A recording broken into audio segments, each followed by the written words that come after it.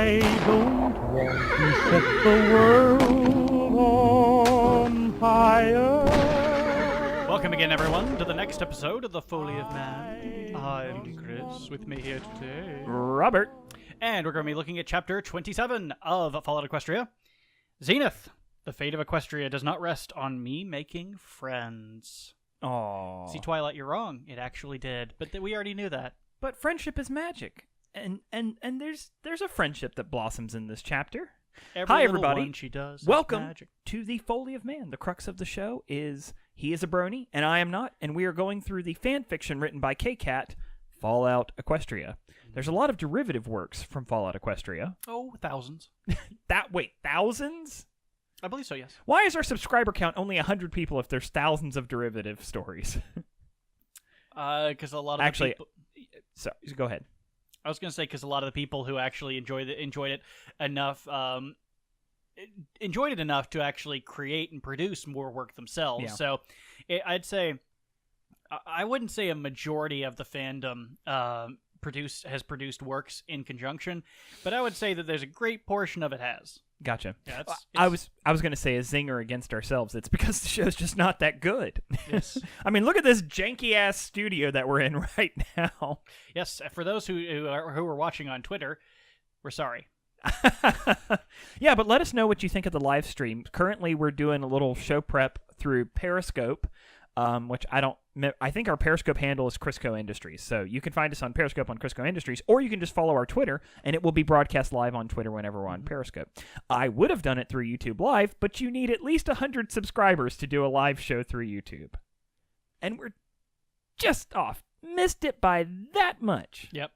Oh, well. We'll get there. Yeah. We've steadily had more people. But that being said, tell your friends. So, let's get into this chapter. Tell your wife. Tell your wife's friends. So, Sunday. Little Pip enters the ring with a rabid zebra. Ding, ding, ding. Kids Actually, tickets are not a free. zebra, a TV, if I'm honest. Oh, TV? Her name is, Xenith. See, this is the only joke. This is only a joke you can get by listening to it, not reading it, because it's not spelled with a Z. See, when we say things like that, that's why you know it's a comedy podcast. Boom! These are the jokes. Ba-dum-ts, and moving on. Joke number 2. I feel like the only joke here is us. But don't you see, Christopher? The joke is in your hands. Oh. So yeah, Xenith. Why are my palms so hairy? Xenith, not RCA, and certainly not Sony. Pits up against Little Pip in the Pit, which is a fighting arena in... why did I want to say Pittsburgh? It's not. Philadelphia. In Philadelphia. Another place in Pennsylvania. Yes. Although, I was really trying to come up with a pony pun for Pennsylvania. What would it... Anything come to mind? Pennsylvania. Oh, God. Okay, so she's fighting her and gets a glimpse of what is known as the falling Caesar style dressing, and pretty much just sees her absolutely rip apart this Daffodil character. Yeah, it's like Kung Fu. With hooves. Yes. And a zebra. And a zebra. A lot of black and white stripes flying everywhere. Yeah. And some hardcore shit. Putting your hoof on a pony's neck and jerking up their mane. Yep. To snap their neck. To snap Daff's neck. Yep. Harsh. Yeah, no good. Also, we also find out by Daff stepping on one of the pressure plates that one of the barrels was filled with a glowing green ooze. Yes. That was no bueno. Little Pip didn't exactly know what it was, but could guess that it was not good. But just marginal flecks of it hit Daff, and it was enough to scream excruciating pain. But amongst the ooze was essentially a chainsaw, but they didn't say a chainsaw. It was an auto cutter. Yeah, a auto chopper, auto something saw like that. or something like that. Yeah, it's what they used in the Pit in Fallout 3. Gotcha. But anyways, but it was covered in the green ooze, so you know. So Little Pip, in her Little Pip style, manages to escape with Xenith. Well, but you missed. They fight. Oh, yeah, they fight. Little Pip gets within an inch of her life, and she doesn't want. Basically, Little Pip doesn't want to fight Xenith. She's trying to convince her that they don't have to fight; that they can run away; that they're strong enough that they can do it. Yep. Xenith is like, sorry, but this is what I have to do. Yep. And so they fight, and Little Pip finally uses her powers that, like, she could have all along, and strangles Xenith with her her telekinesis. Yeah. And Little Pip even says, my strength is not enough to crush, but it's more than enough to strangle. Yeah. I mean, all you have to do is just put a block on somebody's airway or even their carotid artery. The power of levitation is very ambiguous. So there's strength to lift an object as big as a train car, but to struggle to actually like crush someone's windpipe, it's a different beast. Yeah, I can see how that kind of works, because all you're doing is just effectively moving something. You're not lifting it, you're moving it. Right. Well, what you're doing is, so look at it from a astrophysics perspective, you are removing its gravitational bonds. Yeah. You're not lifting it. There's no and then strength affecting involved. upon it another force. Correct. Which would be the reason that it's difficult to crush something. Even though if you could lift a train car, the reason is because you were removing the mass of the train car. Or not removing a mass. You're moving... negating? No, you're removing the effects of gravity upon the mass of the train car. Correct. But you're still exerting that some would form explain of force too on why it. Pip, when she lifts herself up, she kind of slowly descends back down. Mm-hmm. So that it just removes the mass because she could still be impacted. The mass is still there. It's just not affected on by gravity. It's interesting. That's an interesting way of looking at it. But we do need to move on. So, anyways, they wind up escaping, and of course they are in hot pursuit. But Xenith is passed out. She's not dead. She's strangled and passed out, and that was an intentional plan by Little Pip. It's like, listen, I'm going to take you with me, but this is going to be hard. Yeah. And during the escape, Little Pip, while carrying Xenith, winds up getting wounded herself, and she comes to later, and Xenith has been carrying her, returned the favor, essentially realized what had happened. Yeah. I have to say, from the audio, I love the accent that he does for the Xenith. For the zebra characters. I don't remember what that was actually. I'm gonna be honest. To me, it sounds like a South African. It sounds then he's going after what it was in the show. Oh, that's what it was? That's what Zikora's accent kind of is. It's kind of a sub-Saharan African. Gotcha. But anyways, so I'm trying to remember more. All I remember from the chapter is just a lot of escaping, a lot of damage, and then they basically get cornered in the crater. Oh, go ahead. If I remember right, she does find the BEL. BEL? Balefire egg launcher? Oh yeah, no, not the egg launcher, just balefire eggs. Yeah. They find balefire eggs, but that's when they get to the vault. Yeah. So they get into a vault, and Xenith doesn't know what it is, has no idea.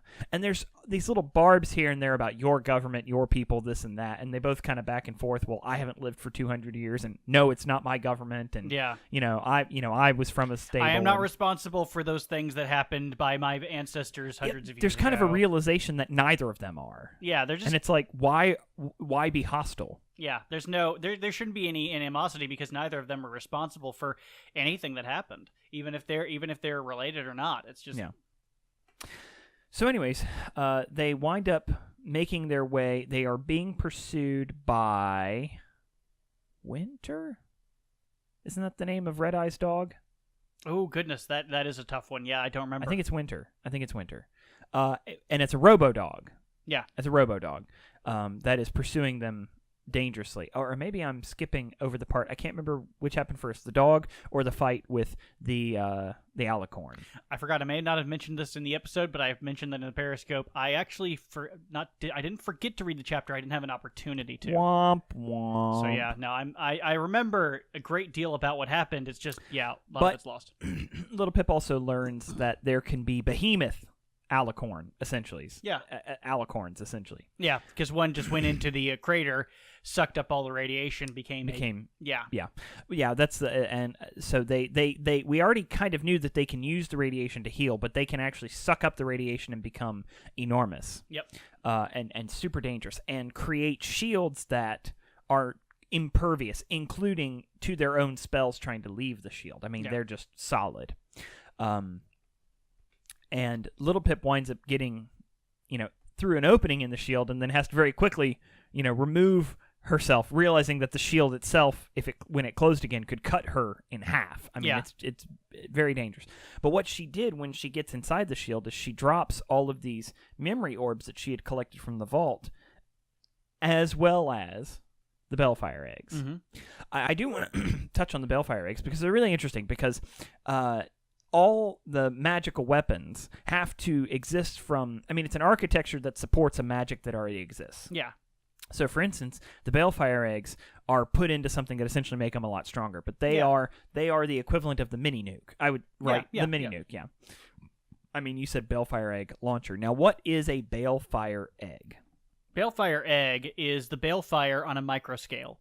To be used in... But do you know, how's it produced? Okay, the balefire system is a megaspell. The megaspell is just an architecture. It is a design archetype which expands a spell to an nth degree. The spell itself can be anything, but it is expanded to an nth degree. The balefire is... the balefire bombs were spark spells, just literal ignition spells for like candles that were expanded to the point where they could eliminate cities. That's what Fluttershy was a simple healing spell. I mean, something that would fix a rash or a boo-boo. Yeah, I mean, just like a simple cut. But inside of this architecture was expanded to such a strength that it brought back an entire battlefield. I mean, it just... wow. Yeah. So the balefire egg is just a micro-scale version of that to be used in interpersonal combat. Gotcha. Rather than, large-scale. And very powerful, as we find out. Very. Because Little Pip, not only dropping the memory orbs, dropped 4 balefire eggs at the Alicorn behemoth. Squishy. And Little Pip's, fading into blackness, says she doesn't remember what happened. She didn't remember the boom. All she remembers Xenith telling her later was that it was loud. Very loud. Yeah. So anyways, so it's after this that Little Pip is then pursued by Winter and cornered. Yeah. And we find Little Pip in a room with Xenith. Lights flick on, and there is Red Eye himself. Mm-hmm. Zecora runs forward to attack Red Eye. Sorry. Xenith. They both start with Zuz, okay? Well, because they're zebras. Yes. Don't be racist. Oh my gosh. Do all zebras' names start with Zuz? I don't know how many we've met. I don't know if we've met any others aside from Zecora in the show, to be honest. But that's kind of been a thing, is they're all kind of named exotic things. Okay. But anyway, so she runs headlong into basically a barrier wall, that an alicorn is casting out of sight. Yeah. Well, actually, is it an alicorn? It can't be an alicorn casting it out of sight because of what Red Eyes is talking to them about. So, all right, let me skip forward a little bit. But anyways, Red Eyes says, I have a proposition to make. The enemy of my enemy is my friend. And the goddess has outlived her usefulness. Mm-hmm. And in fact, Red Eyes says, even though he has slaves, that the alicorns have no free will. Mm-hmm. They are all a hive mind controlled by the goddess. Yep. Which we haven't talked about the goddess much on the show. But the goddess essentially creates the alicorns and then controls them. Mm-hmm. And Red Eye says there is no place for her alicorns, her control in the wastelands. And Little Pip is just floored by this. And he even compliments Little Pip and says, this should be easy for you considering the way you handled yourself in the crater versus that behemoth alicorn. Yeah. But then... stack luck, kids. But just then stack luck. It's either Xenith or Little Pip who says, well, then there's no place for you in this world, having your slaves and your total control. And he says, you're right. Yep. And again, floored, It's like, then what are you doing? Right. And he says, it will be my duty to ascend because we need a pony to control the weather, to bring up the sun, to bring out the moon. Mm-hmm. He is such an acolyte of the goddess's religion that he believes that he will ascend and become godly. And he even says, and even if I don't, doesn't he kind of imply that Little Pip could take his place? We're not so different. I know. It's this weird. It's grooming. There's grooming going on. And he definitely has identified something in Little Pip. Because she's extraordinarily powerful, influential at this point. I mean, she has done various things which people talk about, and let's be honest, he wants that. Well, and Little Pip even acknowledges how amazingly charismatic he is. Oh, yeah. Little Pip even says, his laugh is intensely charismatic, and she's like, and I hate that. Yes. it's like you can feel the hooks digging in and trying to pull away your defenses. And you have to remind yourself, this guy does really shitty things. Yeah. He enslaves people. Yeah. We left this out. Xenith, not Zecora, Xenith was raped by a decapitated unicorn pony's horn. Yep. Fuck. Yeah. World's a hard place, man. Yeah, that's just intense. But they mentioned something that I thought was really interesting. In a fight against some other slaver ponies, Xenith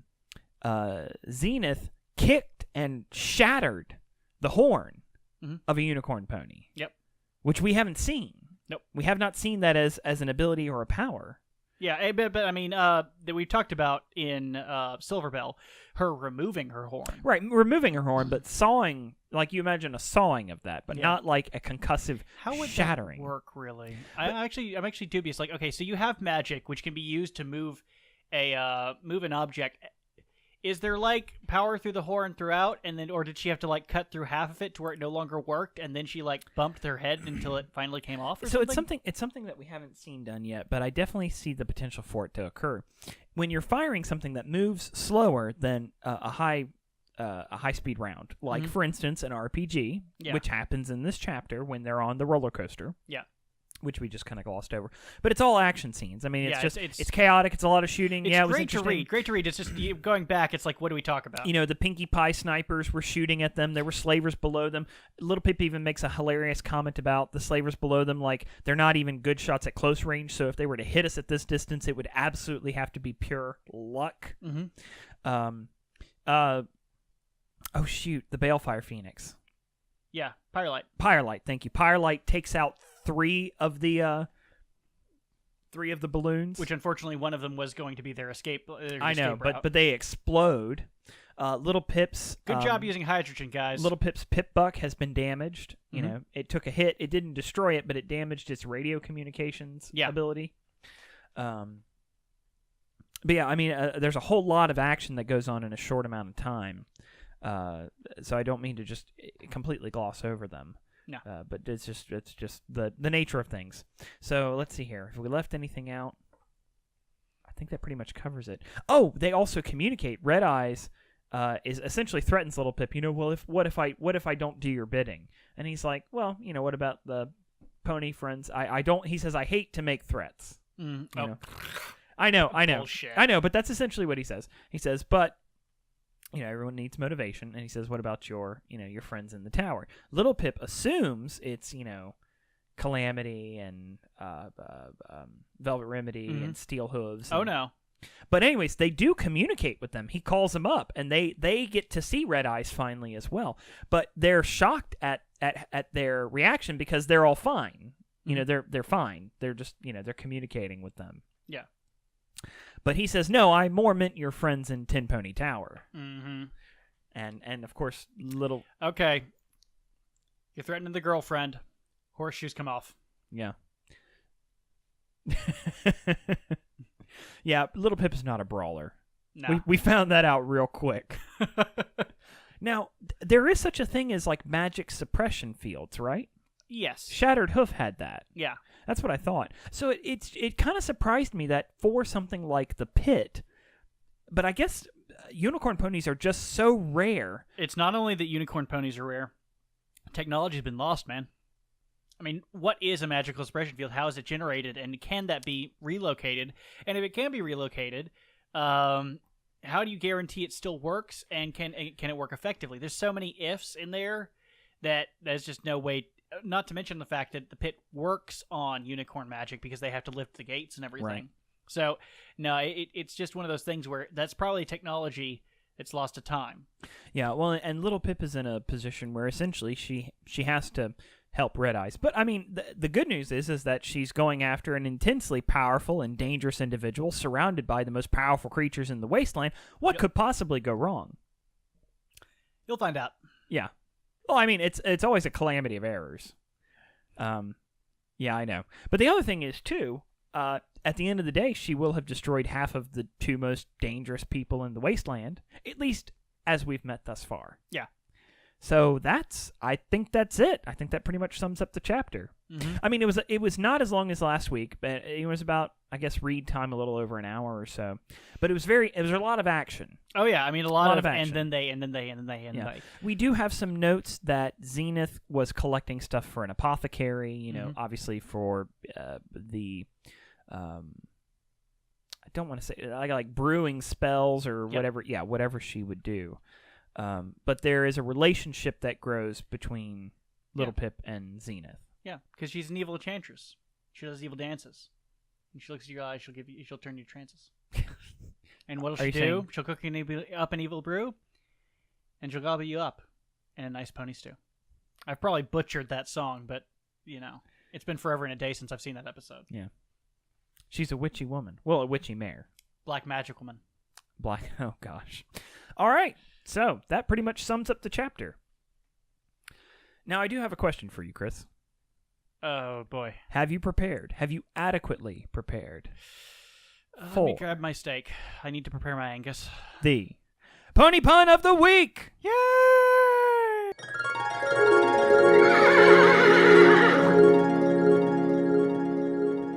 All right. The Pony Pun of the Week is Captain Hoof.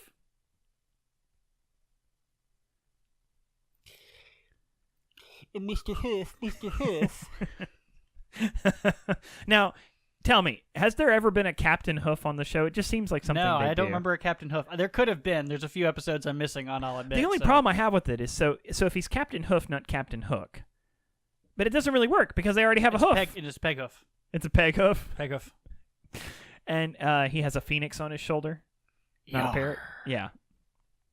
So, Captain Hoof. Do I have to use Captain Hoof in a sentence? In the movie, there's going to be a furry pirate captain. A what?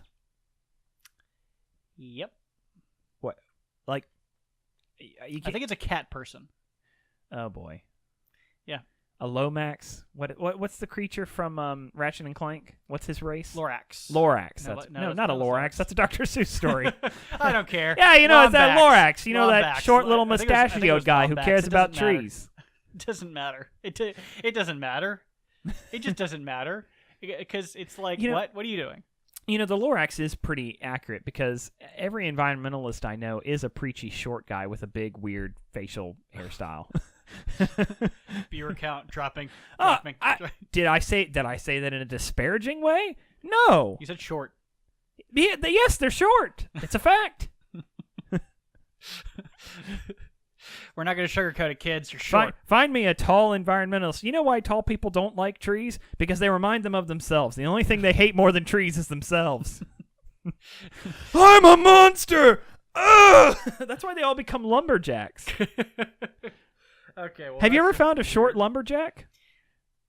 Danny DeVito's lumberjack would be hilarious. Oh my God! Now we have to make that movie.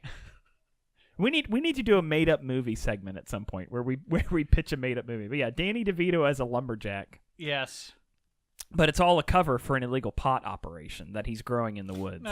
Pot's too overused. It's got to be something really off the rails. I mean, like gay swinger parties with other lumberjacks.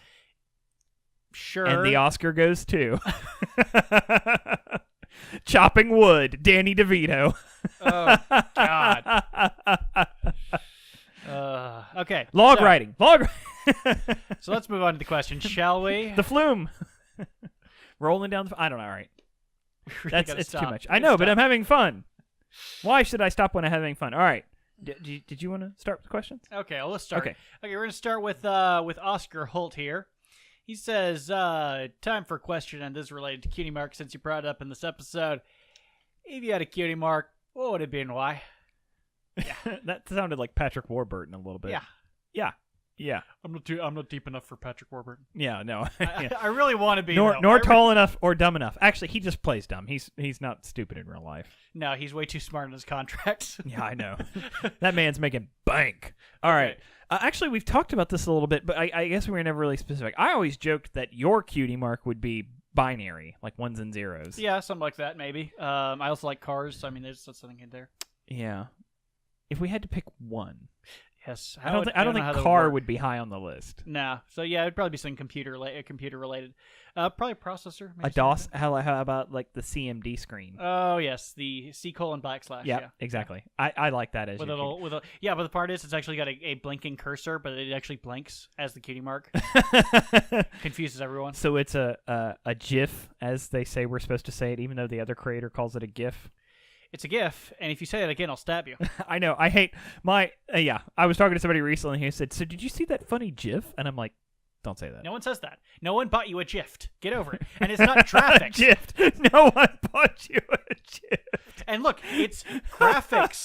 Okay, it's graphics, which is not graphics. It is graphics. The G is hard in the source word. You know what it is? Some bitter old nerd who wanted to create something. No, it's a bunch of culturalists who just want to be so different so that people pay attention to them. It's the kind of people who wear the swastika all over and say, no, it's just the Indian symbol for peace. No, it really is the swastika. Who are Stop these? trying to get Who attention. are these people that? How many people are you coming across covered in swastikas? Have you ever been on Facebook? We said Have you ever- swastika viewer count immediately goes down. I can just see the Demonetized. subscribers. Yeah, Jesus, God damn you, YouTube! I'll just make my own YouTube with blackjack and hookers. No, they actually demonetized us when we said magic. Oh no! Okay, so that happens a bit. You'll actually find people who call idiots out for that. But yeah, no, it's just one of those counterculturalist things. It's just literally people who are trying to get attention. So, the question is, what would my cutie mark be? Your cutie mark, oh, that'd be difficult because I feel like it would be an amalgamation of little things, just a little bit of them, because you've always been the jack of all trades. I remember we talked. Yeah, it would be a jack card. It would be a jack of spades, the jack of all trades, with probably like a guitar and a hammer. No hammers on mine. I don't want any Marxist implications here. I was talking about like a claw hammer, but okay. Yeah, no, I know. I was just being facetious. Yeah, okay. I'd be down with that. Yeah. There you go. There you go. Next question, please. Okay. Knock Lupus says, question for this week, then, for both of y'all. Do you feel the story, the narrative, the writing style, etc., has improved skill-wise since you began? And if so, how much and in what ways? I would say that things are, the descriptions are better. Yep. I think KCAT at this point is taking more time to describe events than she did in the beginning. There are less kind of rushed. Yeah, there are less lapses in coverage, so there's less things that happen that you don't understand. But that being said, that in the last couple of chapters, there have been one or two items that you and I've been like, and then this just happens. Yeah. I will say one thing. KCAT did a very good job of developing the characters at this point because the characters are no longer a blank archetype that just kind of fill a role. They now have their own emotion, their own motivation that's been grown up. I don't know how much she did in the terms of like just creating blanket characters and filling them in, or whether she had an idea of who, like, if Calamity's background was. I get the feeling that KCAT is the type of writer, because this seems like the type of story, and the things she's hinted at before, she probably had a basic outline, and then developed the characters, and then fleshed out the outline. She seems like, from what she said, someone who developed the story and then started to write. Yeah. It just seems that way. It makes sense based I'm not on that how way it at all. goes. So. My writing is like, okay, what's next? And then, I may make a skeleton, but it's like constantly. Yeah. I think if I'm not mistaken, Somber did that way with Project Horizons. He was very. He had an idea of where he wanted to take it, but is it was disjointed? not Is it disjointed at times? A little. You kind of wonder, okay, where are we? Are we off rails, or is this the rails that we begin with? The thing I really like about KCAT is that she writes each chapter like a vignette. Each chapter almost stands on its own. Yeah.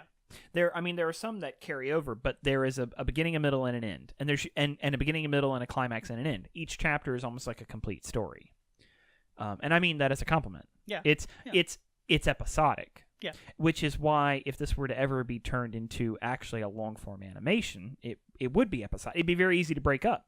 I mean, some chapters would become parts 1 and 2. I mean, yeah, parts a lot of groups and organizations have tried to do that.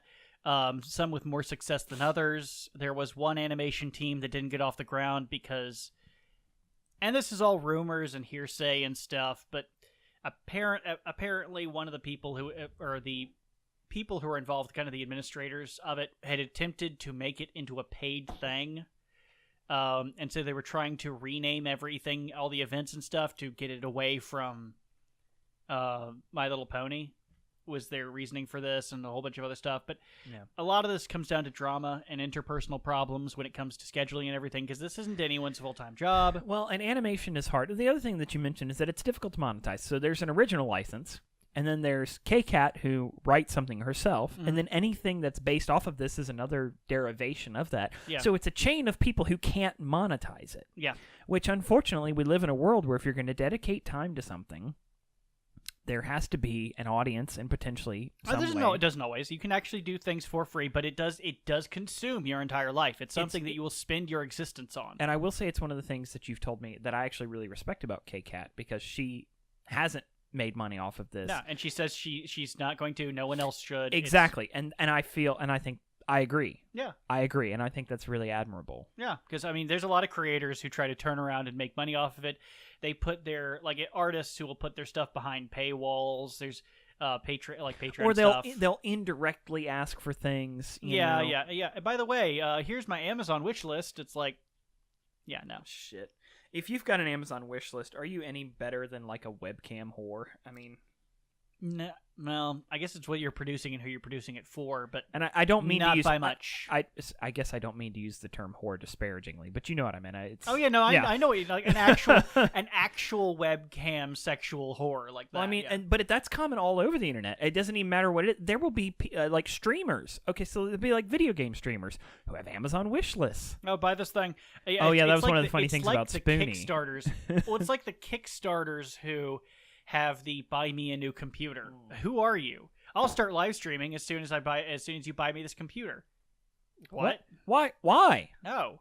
I did think it was. So remember, this was maybe 7 years ago or something like that. The guy who did a Kickstarter to develop the world's greatest potato salad recipe. That was hilarious. He's a shit poster, and he raised a freaking ton of money because everybody got into it. Because everybody else got into it. Welcome to the mob mind. culture, the hive mind, the internet culture, and. We're all against a thing. Let's all be against a thing together. We're all for a thing. Let's get real spicy for a moment. That's why you and I don't watch Game of Thrones. Bum, bum, bum. I just don't care. Because I like Lord of the Rings. I don't need hardcore pornography in my Lord of the Rings. And I'm not even a pornography snob. You know, I'm not some prude. A cinema snob. Oh, no. But, Christopher, you can't see the woman getting gaped in this scene enough. It's really derivative. You have your shoes on. It doesn't. Actually, no. You have your shoes off. Yeah, I'm barefoot. Yeah. Okay, so yeah, he's cinema snob to a T. But I'm not bald. That is cinema snob, right? Yeah. Okay, I thought that's who we were talking about. I wanted to make sure I got that affectation. How do we get it? I can't understand it. No, it's not any offense to the guy, but I can't watch his videos because that voice annoys the ever living piss out of me. That is actually one of the more valid reasons to not like somebody.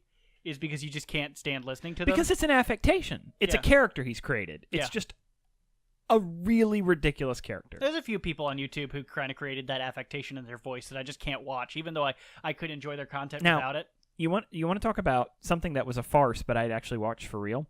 Jon Lovitz being a film critic? I'd actually watch that. Yeah, I would too. It stinks! I wouldn't waste another dime. It would be hilarious. You know, the funny thing about Jiminy Glick, and nobody will bring this up, is that Martin Short's a very funny man, and Jiminy Glick is really funny, but Jiminy Glick is heavily, heavily based on Jon Lovitz's speaking style. Oh, yeah. I mean, I know so, I keep hating on a couple the of man, weeks ago, we make a weird Norm Macdonald reference. You know, today we're making weird Jon Lovitz references and Martin Short. I mean, these are not the headliners of comedy these days. We're really hip and with it with the kids. Well, I mean, honestly, I can't tell you how many times I've brought up Jackie Mason in this. Oh, you want a voice? You want it to be funny? Well, get the other guy. I was gonna say your Jackie's a little Rodney Dangerfield. Well, that's because Jackie Mason filled in for Rodney Dangerfield in Caddyshack 2. Funny tangent. Rodney Dangerfield had a penchant for flashing people everywhere he went. Interesting. Yeah, like in his green room wearing a robe but not tying the robe intentionally. Sitting at a bar in public in his boxers and a wife beater, you know? Yeah. He would. He would. You know he would. He was abrasive in many aspects of his life. Although he was a used car, he had a lot of professions, but he didn't start comedy until he was like in his 50s. Yeah. Or 40s or something like that. It was once the Depression started kicking in, so yeah. We need to get a little bit back on track. Once again, you can, of course, find us on Twitter at CriscoCast. You can also find our now Periscope, which if you don't want to follow Periscope, if you're on Periscope, our Periscope is Crisco Industries. But if you're on Twitter, you can also find any of our Periscope live streams. We'll just occasionally do those. I'm not going to schedule them. They'll just happen. Maybe the next time we're together, we may just throw something up real quick. Let's see here. We would love to get to 100 subscribers at least, so we could do a little bit more live streaming and stuff. Let's see. Oh, yeah, we're going to be doing some My Little Pony video game stuff real soon. Yeah. Yeah, that's going to be happening, so expect those to pop up on the channel. I'm not going to give a schedule because you never know when they're going to hit there. You can find us on our Libsyn feed at thefoalyofman.libsyn.com. You can find us on YouTube if you're listening at, youtube.com/Crisco Brand Biscuits.